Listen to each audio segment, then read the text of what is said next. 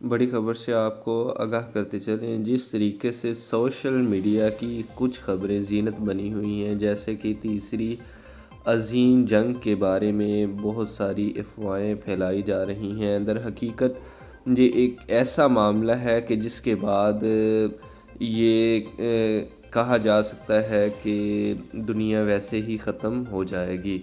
جی بالکل، جس طریقے سے اب ایٹمی پاورز کافی سارے ممالک بن چکے ہیں، تو اس سے صاف ظاہر یہی ہوتا ہے اگر یہ تیسری جنگ شروع ہوگی تو اس کے بعد دنیا ختم ہو جائے گی۔ تو چلیں بڑھتے ہیں اپنی نیوز کی طرف۔ تیسری جنگ عظیم کی طرف پیش قدمی۔ اس وقت میڈیا کے تمام پلیٹ فارم پر تواتر سے ایک ہی بات کی جا رہی ہے کہ دنیا تیزی سے تیسری جنگ عظیم کی طرف بڑھ رہی ہے۔ روس اور یوکرین کی جنگ کے آغاز پر ایلون مسک نے بھی تیسری جنگ عظیم کا خدشہ ظاہر کیا تھا۔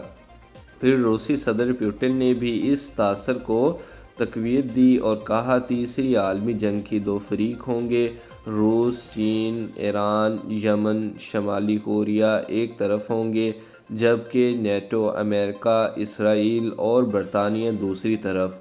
اسرائیل پر ایرانی حملے کے بعد ان خبروں میں مزید تیزی آ گئی، تاہم ایرانی حکومت نے اپنے ایک بیان میں واضح طور پر اس حملے کے غرض و غایت اور مقاصد بیان کر دیے۔ ایران کے بیان سے بجا طور پر یہ نتیجہ اخذ کیا جا سکتا ہے کہ یہ حملہ فلسطینیوں کی محبت میں نہیں بلکہ شام میں یکم اپریل کو ہونے والی ایرانی سفارت خانے پر حملے کے رد عمل کے طور پر کیا گیا۔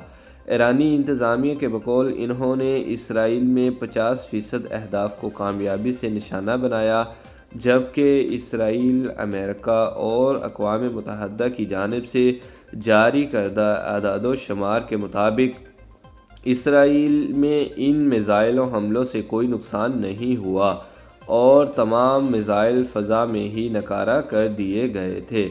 ایران ماضی میں بھی اسرائیل پر محفوظ حملے کرتا رہا ہے۔ عالمی مبصرین یہ سمجھتے ہیں کہ ان دوستانہ کارروائیوں سے تو عالمی امن کو خطرات لاحق نہیں، لیکن غزہ میں افسوسناک انسانی المیہ کسی بڑے تصادم کا پیش خیمہ ثابت ہو سکتا ہے۔ یوں تو عالمی سفارتکاری تہ در تہ اثرات رکھتی ہے، لیکن اس کے باوجود غزہ کی صورتحال ایک مختلف توجہ کا تقاضا کرتی ہے۔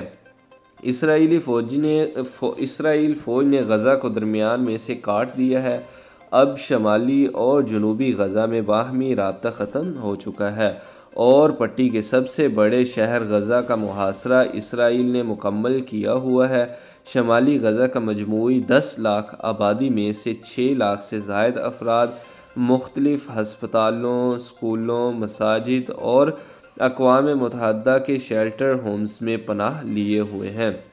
ان کے گھر یا تو ملیہ میٹ ہو چکے ہیں یا وہ گھر رہائش کے قابل نہیں رہے۔ غزہ کے معاشرت کا یہ عالم ہے کہ وہاں پر پینے کا پانی دستیاب نہیں، اور اگر کسی جگہ پر پانی کے ذخائر موجود ہیں تو اسرائیلی افواج کبھی ان میں زہر ملنے کی افواہیں پھیلا دیتی ہے اور کبھی وقتاً زہر ملا بھی دیتی ہے۔